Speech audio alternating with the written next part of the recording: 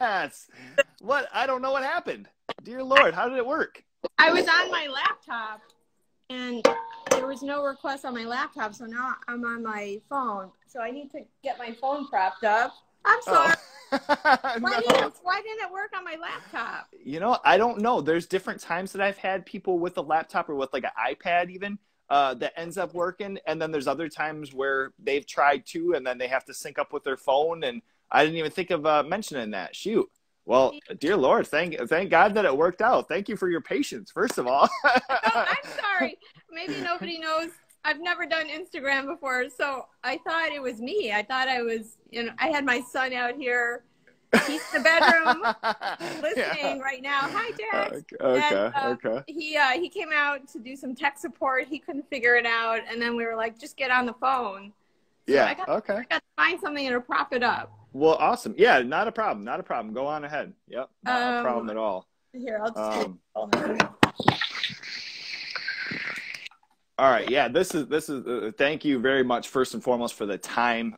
This is awesome. Kind of in my little, beginning segue here, I was mentioning one of the really cool things with these interviews is the opportunity of being able to talk with, some of the multiple hands that are in film, and it not just being always the actors and directors and different things, but yourself working in production design and some of the things that I have watched and I have seen and kind of wondered, like, how did they pull off some of these things? And speaking with Mike Nelson, your name was one of the first things that came up, and I've, talked to him about, some of the settings and backdrop and how things, came together and look. So first of all, thank you very much for taking the time today. I love this. This is going to be awesome. Yeah. All right. So I wanted to start off. What's that? I'm sorry. His name on the list. Yeah. Yeah, so this is all live, so people can hop in at any point and they can watch too. I'll have this edited and I'll have it on YouTube, so it'll be up on there as far as after here, and it'll be kind of rearranged so it doesn't look so wonky with all the text and everything flying up too. So be a little better aesthetically pleasing, To start off here, I wanted to start as far as, earlier on, now seeing your work in theater or seeing, movies that you've worked on in theaters. Tell us about earlier memories of yourself, going to see a movie in a theater and what comes to mind as far as earlier movies you've seen. Well, first time I was horrified was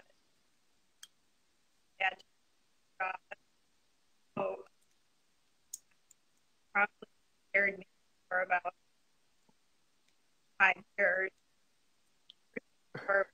And if you call it horror, but that definitely was seriously.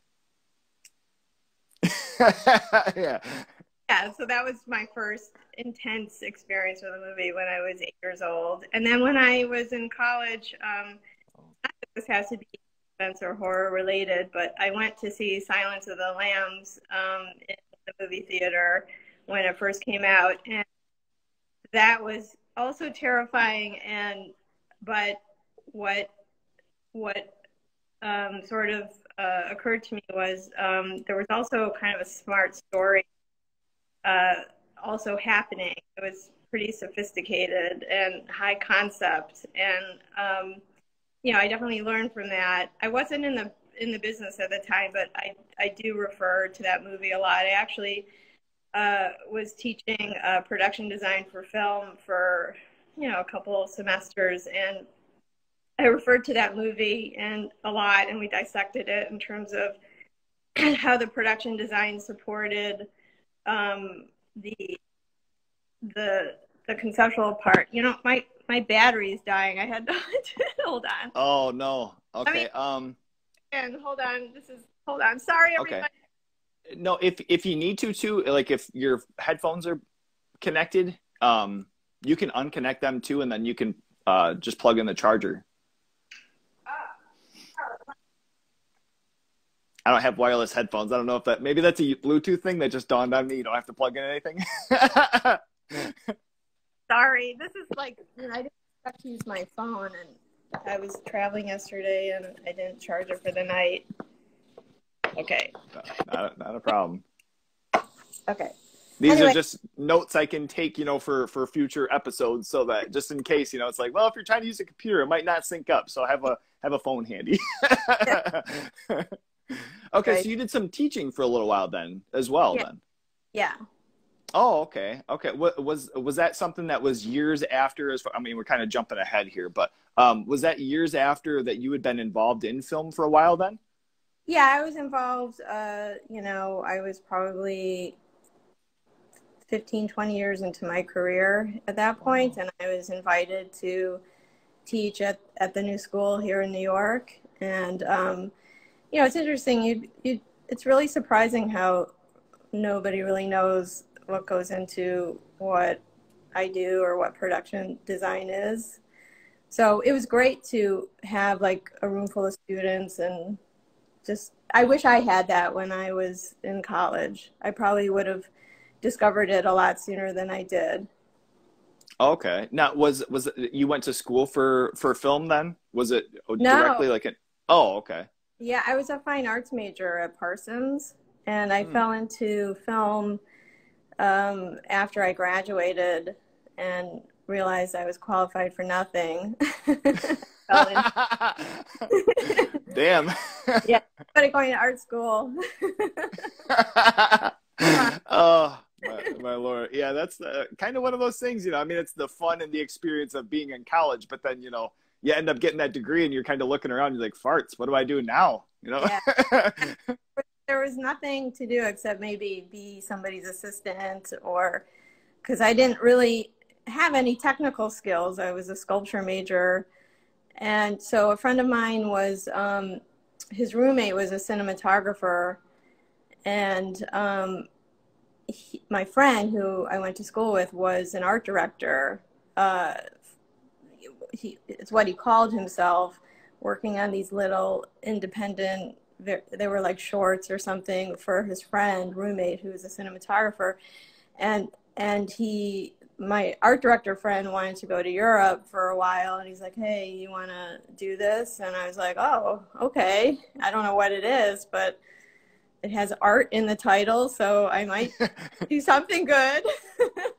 Now, I mean, was it production design that he was doing then, and it was just a Yeah. different label? Yeah, at that point it was just me and maybe somebody that volunteered to help out. It was like very little. It was like a short film. Hmm. And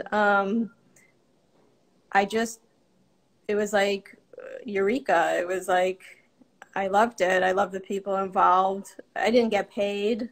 I was, you know, 24 and struggling, you know, trying to figure out what to do. And and it was like, wow, I love this community. I love the fact that I can kind of draw from very personal experiences in a limited way at that point because there was no money. Sure. Um, or just try to be clever about it, you know, like, you know, making this space that has to reflect a script.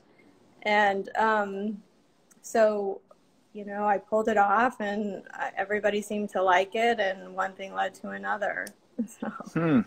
yeah. Wow. And I mean, just fell into it kind of in a sense. It wasn't even something that you were full Yeah. on, you know, like studying for or diving into. It's like, oh, this is kind of cool. Yeah, I didn't even know Huh. I didn't even know that had an art department or a product. I didn't know anything about that world. I just went and watched movies like everybody else. Hmm. And so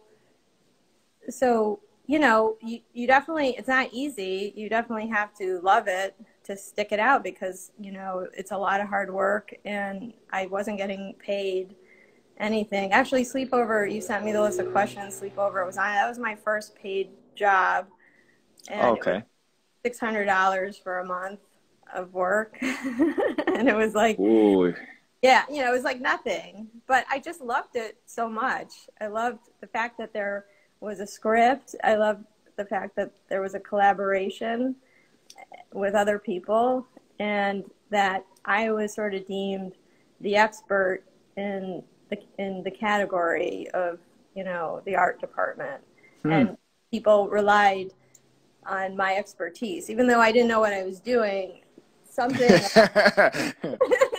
something about it, I guess it was my instincts or whatever, just seemed to, you know, keep it going and keep people on that level or whatever level I was on pretty happy. So Yeah, wow. And I mean, sometimes it's just the fact of going in and, you know, holding that kind of poker face confidence on you. And yeah, that was meant to be that way. And you're like, oh, shit, I'm glad that worked out. I know. I mean, it's not for everybody because you really have to hustle and you have to Sure. bold and kind of jump in and, you know, say, I can do this and stick it out. It's not for everybody. I think the film business is the only business where you show up and you say, I am going to be this, and you know, you have a little bit of talent and you stick it out and it happens. You don't need a degree. You know, you don't have to show a degree to anybody. You don't have to, you know, I mean, dare I say, I don't want to dissuade anybody from going to school. You don't really need to go to school. You just kind of show up entry level, low budget or whatever, and you say, I'm the production designer, and you just try and bust it out. At least that's what happened with me and some people around me. It seems like passion is very much a thing that, you know, the more conversations I get to have with people, especially involved in film. But I mean, myself being in a band, you know, that's kind of a bigger thing too. You know, when you drive out of state and you might end up getting $50, you know, for a show that probably won't even get you the gas money to get back home. But, you know, that's the same type of thing where it's that passion and that energy and the drive of, you know, doing something that you love and kind of seeing something of an outcome, you know, out of it is the ultimate payment. I feel like that's a big thing with film, you know, especially, and you know, with your situation too, saying that, you know, it's not necessarily, you know, $600 is, you know, for a month's work, you know, you kind of like, oh my gosh, but the experience out of it and you know, the memories that come out of, you know, those first, you know, like times working on something, that's awesome. Yeah, absolutely. Passion, definitely. Okay. So as far as bring us back to, you know, earlier on, or maybe even, you know, recently, a memory that comes to mind with, you know, having so much work in film and a time, you know, getting to see something filmed that just kind of left you in awe. May it have been a special effect or maybe a stunt or just something that you were on a set and you're like, dang, I can't believe that, you know, that they actually pulled this one off. That was awesome. Well, I mean, there's so many, you know, optional answers to that question. Kind of on the spot. And I should say involving even, you know, like your work as far as maybe something that it had to be, you know, a canvas built or, you know, a building built and they had to smash through it or, you know, I don't know. I'm just kind of throwing out different ideas of things there. I mean, I think it would have to do with anything any endeavor I had that had to do with, you know, fantasy and there was no reference or past observation in life or, you know, in the world that I could draw from. I mean, personally, in terms of like, wow, I can't believe we pulled this off. And I would say the season 1 of Happy that I did, that show. Oh, yeah. I was like surprised. I mean, the things that I was asked to do and asked to, you know, create was like crazy. I had no reference. There was nothing you could Google to find a picture of something connected or related or and I would read the scripts every week and you have 8 days to kind of pull it off. And I was just like, I don't even know how to relate to this. I don't know how to, like, what this could possibly look like. And you have 5 minutes to figure it out and 10 minutes to make it. So I would say, you know, that idea is kind of more, you know, the answer for me. Okay. Yeah. I think it's always amazing to watch the process of filmmaking, working with Mike, and the things that he comes up with is just mind-boggling. You know, what, you know, the you know, all the elements in the 2 movies we worked on, and just the energy it takes just to gear up for the execution, from, you know, talking about it to putting it on paper to the actual execution. And when you see it in film, like for example, in Wrong Turn, all the traps that were set, you know, it's just mind blowing that this is actually getting pulled off in a great way, you know, in a really good, solid way, not, you know, not stupid. It's like really good.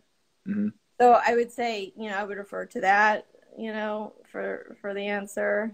And then just the stuff that we did on domestics as well, just the challenges of the execution and reaching fruition was always mind-blowing to me. Yeah, I mean, and both of those, especially, you know, domestics and Wrong Turn, Happy is, you know, one of those things, you know, where you watch and it's like, I don't understand how. I'm glad that you say that there wasn't much of a reference, because watching it, it's like, what the hell am I seeing? You know, where did this come from? You know, what did they kind of go on, you know, based off of? What was the, you know, the influence, you know, on something like that? And so I'm happy that you say Did you watch it? Did you watch the season? I've seen the first episode. I have to go back and watch the rest of it because it's wild for sure. Yeah. I wouldn't say that that's necessarily my favorite way to work, you know, where, you know, I guess some people are more inclined towards that. They're more in their head and, you know, they're fantasy prone. And I think, you know, if I'm asked to do that, I can manage it. But I like things that have like solid real world references, you know, because I consider myself an observationist, and you know, I just kind of collect observations and just sort of make them three-dimensional in another space. So I get more excited when it comes to that kind of stuff. Okay. And I can certainly appreciate that too. I think that would be something that would be really difficult personally myself, you know, where it's just grabbing things completely out of nowhere and having, you know, like no, you know, for instance, with Wrong Turn, Mike had mentioned, you know, like having the book, you know, just kind of like with a overall visual aesthetic of different things and clothing and apparel and weapons and different things, you know, having something like that. It's like, when he showed that, I was like, God, that must have been a gold mine for everybody involved with that. It was, first of all, it was very beautiful, a very beautiful object that kind of got you excited. And, you know, Mike comes to the table very prepared. You know, this has already been in his head for, you know, for a long time and researched. And I guess the way we work together is, you know, I try and maybe come up with, you know, references that support what he's already found. So, yeah, he's definitely very prepared. Some directors aren't as prepared, and they lean on me more to make the book, so to speak. So it's always good to have somebody super prepared. Okay. Yeah. I can see that. But is that something too, where does that kind of put you in a position where if they don't feel like they are, you know, quite like as, I don't want to say prepared, because obviously, I mean, if they're a director, they have an idea, but if they don't have as much influence or inspiration given, is that something that kind of gives you like a little bit of an energy, or is it more of like a kind of like a nail biting, like, okay, I'm going to have to bust my ass a little bit more here? Yeah, I think as long as decisions are, I don't mind, you know, coming to the table with, you know, like a whole pitch of what something will look like, as long as decisions are made quickly, and it's less about like, you know, I don't know, can we try another way? You know, it's like that kind of thing. I definitely don't mind filling the void, because, you know, we're all creative people, you know, collaborating. And if I have a little bit more leeway, of course I'll kind of take it, you know? Sure. Okay. With, as far as, so within your earlier projects, where did it come into, you know, mind as far as, you know, feeling comfortable with your position and kind of adjusting out of that on the job training type phase, if that even, you know, applies? Where did some of the comfort come from? Or when, I should say. Yeah, it's funny because I sort of still feel like, oh my God, I'm in a room, you know, with executives or whatever, and I'm like, why is anybody listening to me? It's still I'm there. fraud. I don't know what I'm saying. I'm just making this up. I'm just pretending, you know. I think, you know, in my heart, it's true, you know, like what I feel and what I want to say and how I, you know, pitch a project. It feels true, but I'm like still shocked that, you know, there's a whole machine in front of me listening to it and saying, okay, you know, here's a lot of money, you know, like make it happen. Um, it, it always still feels that way. I think you learn the tricks of the trade. You know, there's always tricks to rely on that, you know, it's going to be good, you know, that will make it look good. Mm. I don't know really how to explain it, but you kind of gather like the gimmicks and the tricks to, you know, like, okay, if nothing else, you know, it's going to look good because you're deploying your bag of tricks. And that's like with building sets. But you're always like wondering if this is going to be the one that, you know, you kind of blow, you know, you blow it because, Mm.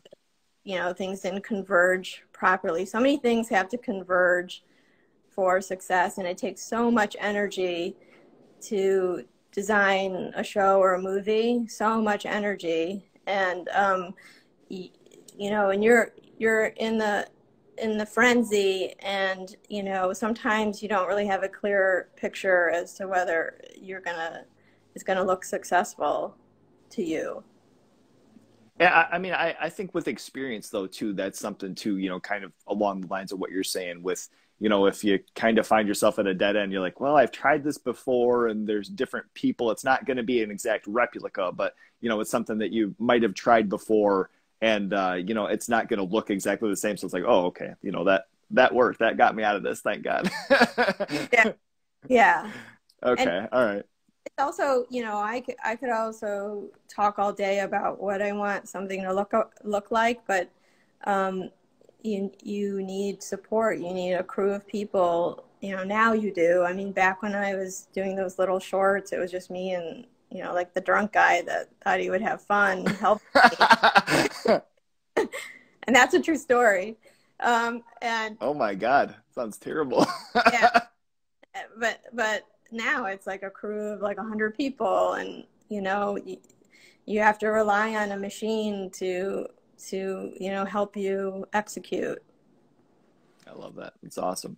Well, Yeah. so as far as initially reading a script, can you tell us about, you know, maybe an example of something, you know, a project going on to where you automatically just knew what you wanted to do. You had it right in mind for different settings, different placements, and maybe an example, complete opposite, where you maybe like a happy situation where you're like, what the hell am I going to do with this? And you had to really kind of really bust your butt on figuring out what you were going to do for the project. I mean, I would say most of the time when I read any kind of material, the whole thing is already in my head, visually, like very quickly, right away, like right when I'm reading it, right after I'm reading it, and that is like the guiding light for me, Okay. you know, regarding pitching it to my collaborators or putting it in a drawing or executing it in a build. Um, for some reason, and I guess that's what distinguishes what I do from what other people do, in our business. Um, I think you have to produce the visual immediately. It has to feel organic and quick, and Mm. that let that be the guiding light. I think, as mentioned before, I think Happy was the first time when I read something, and it was just very, very hard for me to visualize it because it's just so far. Right. but I, but I, but oh, most, go ahead. you know, the fun of it, the beauty of it is in the beginning for me when I read the material, and, you know, the whole picture, the whole TV season, or the movie is complete in my head before you even lift a pencil. Wow. And so does that go into, do you do things as far as sketches, as far as notes? Is there further things that you do like in the prep process for something like this? Like say, for an example, a movie like The Domestics that you go into, and do you have like drawings and just overall a bigger like binder? How does that work? Do you do everything electronically? Yeah, well, with The Domestics, Mike, like I said, comes very prepared visually, but I try and support that with, other references. I'm trying to remember what we referenced. It's just really, really different things, like different photographers. There was for the whole Willie scene in that abandoned resort. I forgot her name, but she's an amazing photographer, and she basically photographed upstate abandoned resorts, and the photo was quite beautiful, and that was like kind of a big reference for that whole set. So photographers, and then we draw digitally, in 3D modeling, which is amazing. When I was starting out, I did like photo collages and foam core models, but now with technology, Jeez. we do like full digital models, and you can experience them virtually. You can go through it and pick camera lenses and do lighting and all that. So which is fine with me, because it's so quick, and it really is real time work, and you really understand what you're getting when you present these 3D images or the models. It used to be everything was in my head, and then there was this kind of grand unveil when everybody showed up on the set, and because there was just no real way to represent it. You could do drawings, but it's not truly a representative. And it was always like, oh my God, is this gonna be successful? And now with 3D imaging and modeling and everything, you see exactly what you're gonna get before you even, walk out the room. So that's amazing. Wow. That's my favorite part of within my career, how things have changed. I think that's very conducive to what we do as production designers, to have that tool available. Yeah, sure. And I mean, technology is one thing too, I think in film where you have different people, for example, with CGI versus practical effects. But I mean, as far as something for your position, it sounds like that's a complete life save, being able to not have to do modeling. When you're mentioning, was it actual like 3D modeling that you were having to do? You mean now or back then? Originally? Yeah, like real architectural models, that you glue together with foam core pieces. Oh. Consuming. Yeah, and then you kind of photograph it, like different scene, like for example, Precious. That was the last time I did that kind of work. And we set our camera shots in our little model, our foam core model, different positions of Precious in her house, because we built the house, and where the windows are and how it looks. And I mean, that was, there's something quite beautiful about that. Yeah, wow. Photos are actually really beautiful. But it's just too time consuming to work like that. Whereas with digital 3D modeling, it's so fast, and you can get something done so quickly and change it very quickly if you need to. Wow. Is that something ever that like people would keep, or like someone work, or like yourself, if you were, doing something and they're like, well, we're just going to toss this stuff. And you're like, well, can I have that? Sounds I know, awesome. But you're just so tired by the time it's done. Oh yeah, that's true. You don't care about it anymore. You're so mad and tired. I don't ever want to see this damn thing again. Get it out of my face. Yeah, like once it's approved, it kind of goes to the corner of the office, and then you throw it out because you're just so like you just want to get out of there and go on to the next job. That's funny. I appreciate that. That's a very real answer. I can feel that in ways outside of film. I can completely appreciate that.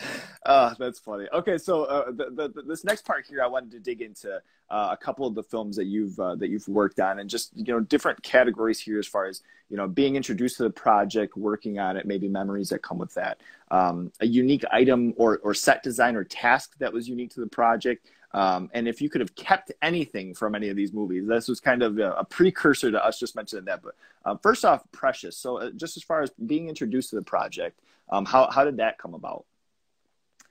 I just interviewed. I went on. I had a meeting with Lee, and I got the job, and we actually. The first look for Precious was more documentary style, and we actually shot. We built everything and we shot for 3 weeks, I believe it was. And Lee was just like, I don't know, this documentary style isn't really working for me, and we started over. Wow, no kidding. Yeah, we started over. Oh. And reinvented the movie, and his reference, the references we were discussing was a movie called In the Mood for Love, just something very more dark and rich. The backgrounds were richer and played with color and pattern, and that's what became the movie. Wow. Now, was this something that you had to redo settings and looking as far as on your job? Was that something that became tedious, or was it something to where you were still using the same prep that you had for the original project? No, we started completely over. Ooh, boy, oh boy. Oh, that, but yeah. I mean, nobody okay. Be like an Oscar, 9 Oscar nominated film. I mean, but yeah, we started completely over, completely. Wow. Yeah. Man, was that something? Had you ever done that before? Had you ever been through that process? No, I don't think that's common at all because there's so much money at stake. But he managed to, manage that with the film's investors and all that. Somehow it was, wow. Yeah, it was done and dealt with, and we started. Yeah. Oh my God! Now you mentioning as far as interviewing for the movie, was that something that you had just heard of through? Like how does that go? Initially, like, do you have like an assistant, or do you have somebody who? Yeah. How does that go? Yeah, I have an agent, and that person. Agent, that was the word I was looking for. That person is responsible for setting up meetings. So, okay. And then there's also word of mouth or friends and colleagues that I have made throughout. I've been in this business for over 20 years now, so that just will call me, to work with me again, and not necessarily.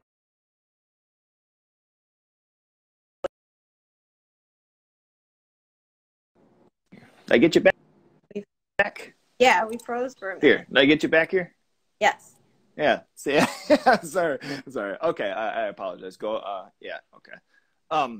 But so as far as with having time though too, that was I think another touching point. With having the time in that you do. There's different times where you might have friends that are like, hey, this project's coming up. This might be something you'd be interested in. That was kind of what I was alluding to. I didn't know if it was something like that, but okay. So you had an agent that had introduced the project. Yeah, and then I don't know if I froze during this part of the answer, but old friends and colleagues would also call me back. So. Oh, okay. Okay. Okay, awesome. All right, next up, The Domestics. As a big fan, I can't remember if it was just before or when I was prepping as far as working with Mike. But this movie has really become a favorite of mine and something that I talk about and tell a lot of friends about. On here, kind of teetering on the horror, outside of horror, themes, but so cool. First of all, how did you meet Mike, the director of The Domestics? I think that was through my agent. I think that's Okay. happened. Okay. All right. And then, so this was something similar as far as that you had auditioned for the role there for the movie then? Yeah, so I just met Mike. I think we had a FaceTime because he's I don't know where he was at the time, probably Minnesota. I think Mike, right? You live in Minnesota. I think so, yeah. For some reason I blanked on where he lives. But anyway, I think we just That's okay. We don't have to put that out there. And so we just met. I think it was FaceTime and hit it off, and that was that. I met him in New Orleans. That's where we shot The Domestics, and then went with him to Ohio for Wrong Turn. Okay. Is there something that comes to mind as far as a unique item or set design, a task that came along with working on this movie? So much visually too that, I mean, it's overwhelming at times for sure. All that went into it. Well, it's kind of a funny story because there was this whole tax incentive and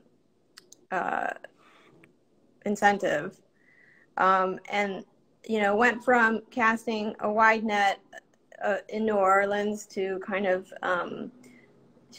look for and get the locations that best supported the film and the needs of the film.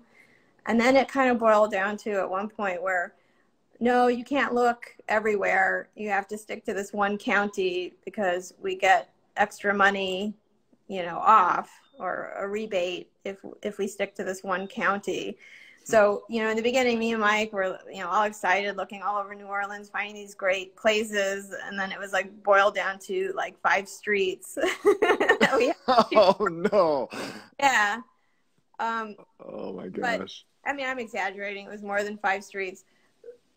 But we kind of pulled it off. I was sort of out every day trying to kind of put the puzzle together, figure it out within the little area we were allowed to shoot in. And it's always like a give and a take. It's like, okay, this location works well, but it needs this, and this is and this is what it costs. Can we manage it? And sort of making decisions that way. And I think it looks great. I think we proved that, okay, take New Orleans away from us, give us this one little county, and we'll still make a good looking film. Man. Oh yeah, that's wild. What was it, just something to where they initially had, kind of put out the reins and it was just kind of slower and slower? Is the incentive still around, do you know? Is that something that they were just kind of cutting back on more and more? I think it was just ways to raise more money to pull off the film. And if I forgot the name of the county, if you just stick with this, there's an extra like bonus that could go towards a rebate that they would receive to apply towards the strain on the budget as it was, because we're always very strained, and if you could gain extra money here and there, it helps in general. But it makes it more challenging for people on the ground who are trying to make a good looking project here when it becomes very limited to where you can go and what you could get. Sure. What about some of the settings and some of the, because you have, like you mentioned, like the Willie scene, but then also, all of the post-apocalyptic scenes and, some of the tattered and torn and all the practical things and the skulls that went into it. What can you tell us about you know, coming up with some of that stuff, and maybe even how you got some of that stuff? Well, I mean, we were constantly harvesting grass, and you know, we would try and ask people to not cut their grass if we were, you know, at, you know, certain locations, but sometimes that didn't always work. And so we were constantly harvesting to apply this overgrown look everywhere. And, you know, the promise was, you know, put the first layer in and VFX will sort of augment the rest. But, you know, I felt a little more comfortable trying to go a little more full throttle with our layer and not rely totally on VFX. So we were constantly harvesting, you know, overgrowth and applying it. We were also trying to gather like good-looking junk that okay. also pepper this, you know, the builds with and the sets with, like good-looking, you know, eerie, very interesting junk that created really cool shapes and stuff. So it was a lot of that. And I don't know, New Orleans is so artful as a city. I can't really explain it. It's really inspiring, and everything already sort of has that patina and that feeling. So it wasn't really that hard to procure. Okay. We were able to gather everything, and St. Bernard Parish. That's the area that we had to stay in, and that was one of the last areas to get. I don't even think to this day, you know, hasn't really been fully restored since Katrina. So oh wow. We had like I think it was a whole Lowe's to ourselves, like that was like abandoned to, you know, use as our like shop, so to speak, and, you know, gather all of our objects and small scale and large scale junk and sort of store it in this abandoned Lowe's. And one of my favorite things, I don't know. Wow. I don't know if this caught your eye in the movie, but the fleet of cars that we made. Yeah. Okay. Yeah, that was awesome. That was like, we did that in the Lowe's too. We would bring these cars in, and it was like a chop shop. And we had this great car guy. I actually forgot his name, but he was amazing. And we worked together. And, you know, I would say things like, what would it look like if, you know, if we made our own homemade convertible, you know, just shave the top off of a car. And he would do it. He would just shave the top. You know? Oh, where was he getting these cars from?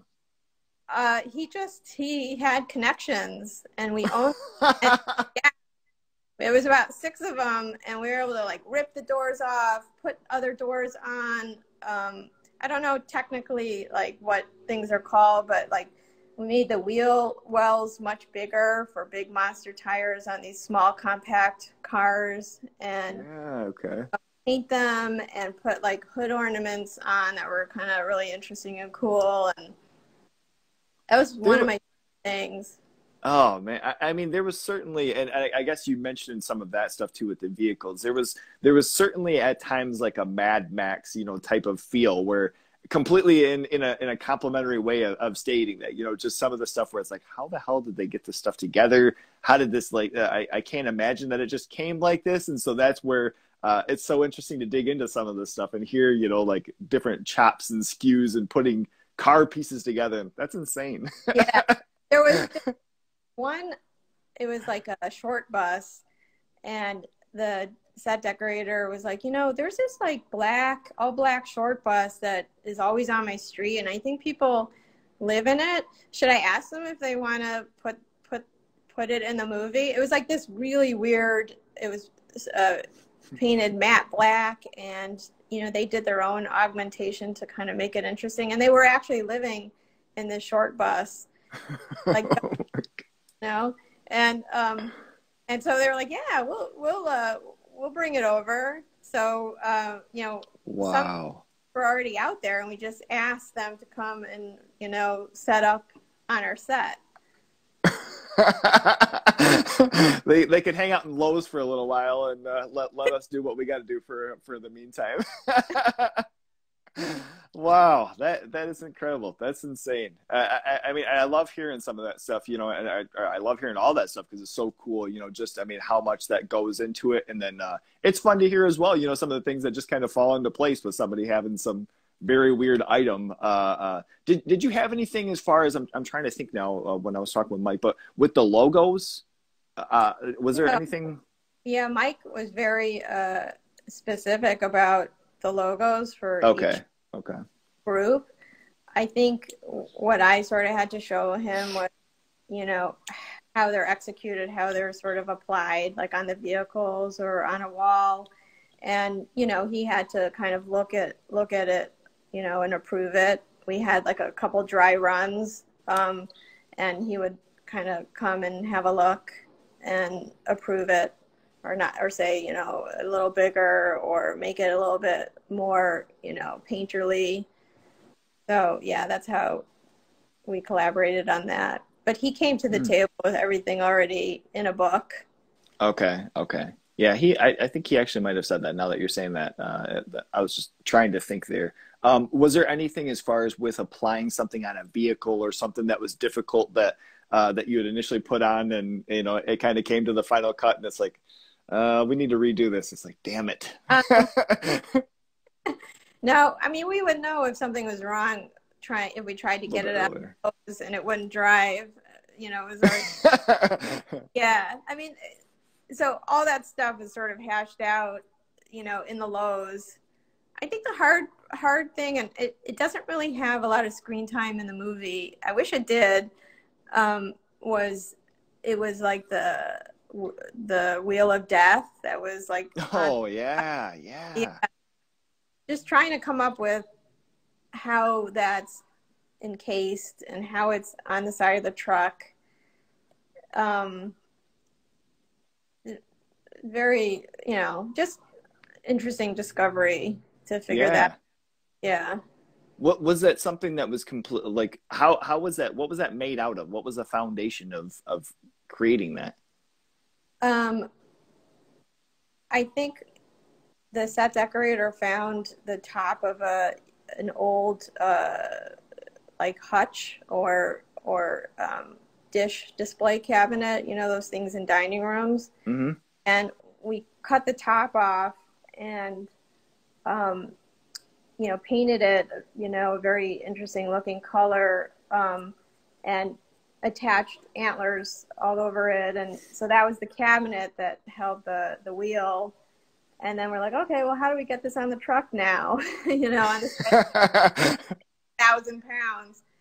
And, you know, it was like lots of welding and fastening. And it's literally like a hutch from, I think, the 70s that we changed. And it was just one of those things that kind of came together in a really cool way. The first time, you know, from seeing the cabinets and making the wheel and putting the two together and then painting the truck the way we did, it just sort of flowed really well. There wasn't any struggle. It's just one of those things that just works out and it looks really good. I thought it looked really good. I'm glad that you brought that up, because that was that. I mean, it's not to say the smaller details, because there's a lot of details that are, you know, things like that I should have touched on and I completely forgot about. But I'm glad that you brought that up, because that was another thing that's like so cool. It's like, where the hell are they coming up with this stuff from? You know, where does that come from? So that's cool. I love hearing that. Moving on to Ozark. So were you on just a pilot program, or was there 2 or 3 episodes that you? I did the pilot in episode 1. Okay. So I was responsible for the Blue Cat and the strip club and the house that they find in the Ozarks and all the Chicago stuff. Okay. How was that, as far as we touched on it a little bit, as far as, you know, film versus television or versus, you know, a series, but is it something that that's just that much more of a constraint on time and budget, and are there other things that are more of a challenge with working on a program or a series rather than a film? Well, with TV, there's always a strain regarding time. There's never enough time. You have to work really, really fast. The thing about Ozark, it was, and this is sort of a dying breed. It was like the last time for a TV show, at least, that I had, quite a bit of prep. Lately prep has been cut down to like 8 weeks for like an 8-episode series. It used to be, 6 months. And you could take your time and survey different cities to see where to set the film. That's another thing a lot of people don't know, is that I'm also responsible for what city the project, gets set in. So we toured different cities, and I surveyed them, and then I have a pitch in terms of, well, Atlanta is the best because of X, Y, and Z. And it's a whole meeting about why we should choose Atlanta over Vancouver or New York and New Orleans. What city yields the most. So I'm very involved with that in the beginning. And, we had plenty of time to kind of get it ready. There were time issues because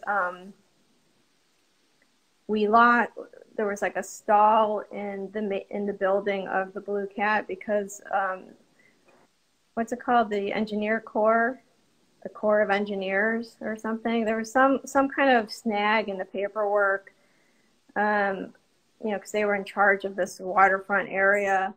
There was like a snag that stood the entire build still for like weeks. And then, oh God, today I only had 14 days to execute that set, and that was crazy. Oh my gosh. Yeah, that was, you're always on the verge of like, I think this one's gonna kill me. It's so much pressure, and there's not enough time, and you can't make it go any faster. Yeah. That's what happened on Wrong Turn. Getting that village together, it was the same. It was brutal because we only had 4 people in the crew, not because we couldn't get any. There wasn't money to hire more people. There just literally wasn't anybody available, and we had like 4 people to build the village, and it was just no time, no people. So this was the whole village that was shot and appears in the movie. That was 4 people that all did that.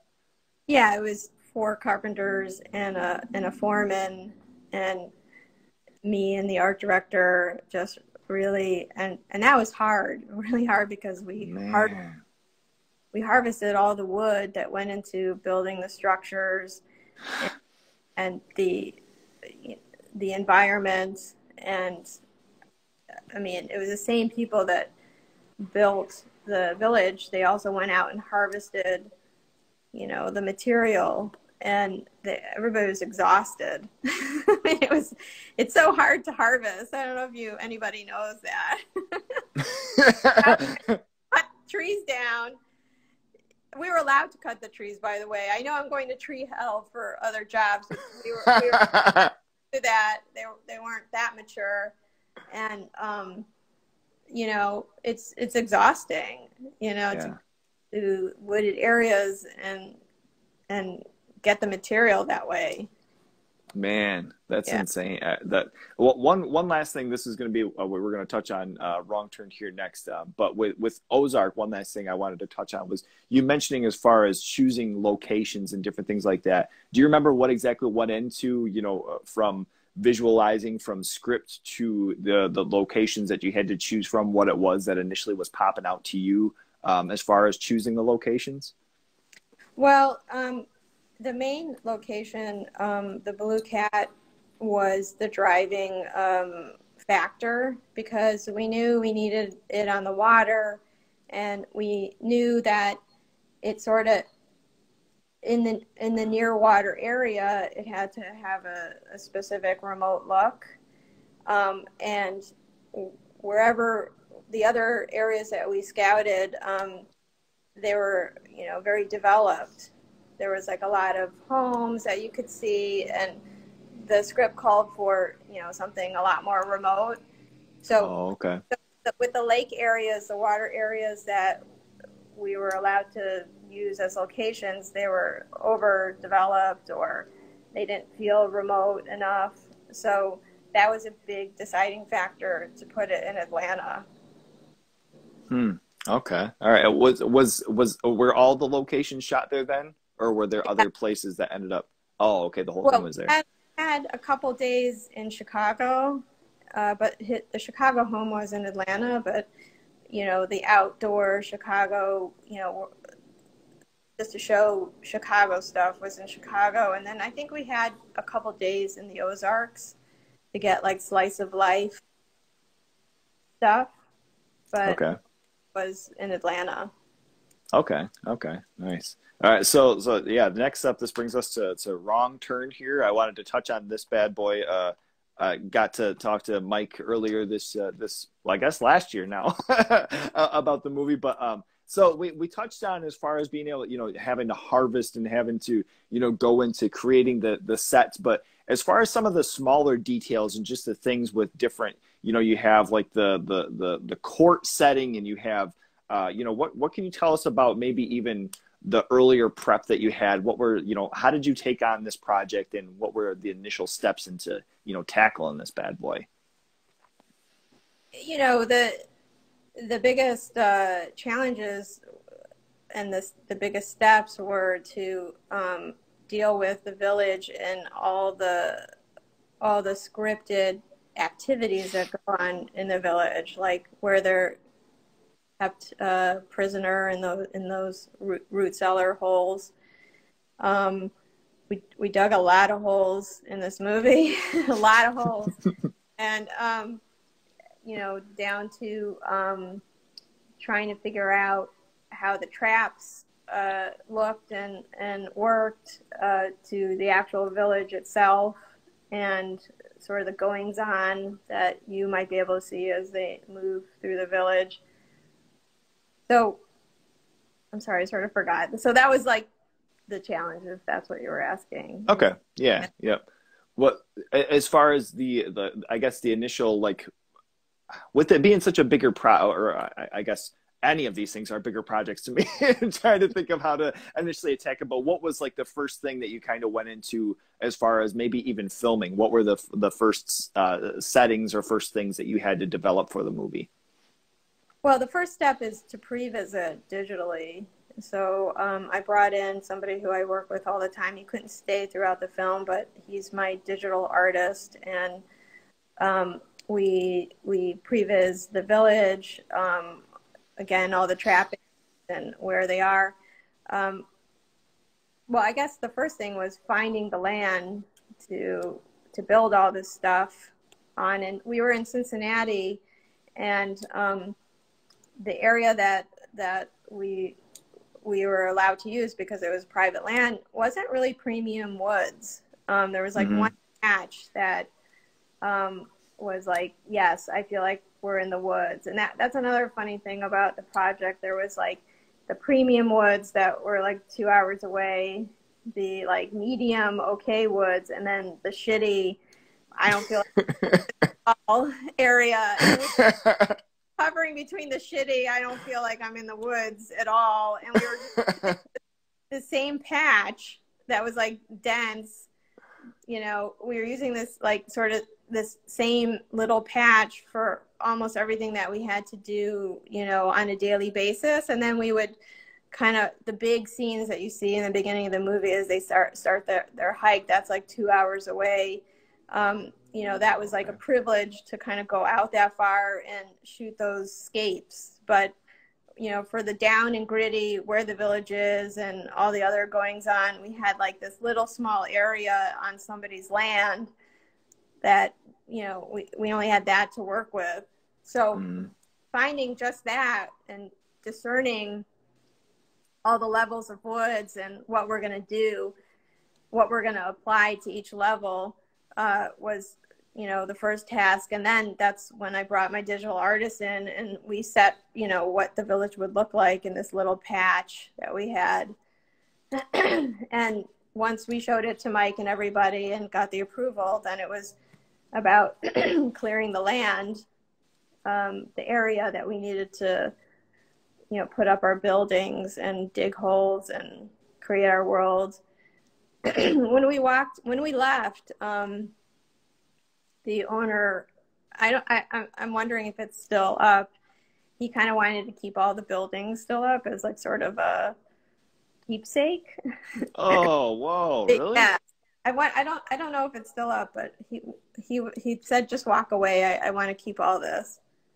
Whoa. I mean, I'm in Michigan, so first off, I was glad that I didn't know that you guys were filming this because I would have probably popped up somewhere fucking tossing some wood or, you know, doing helping if I could have.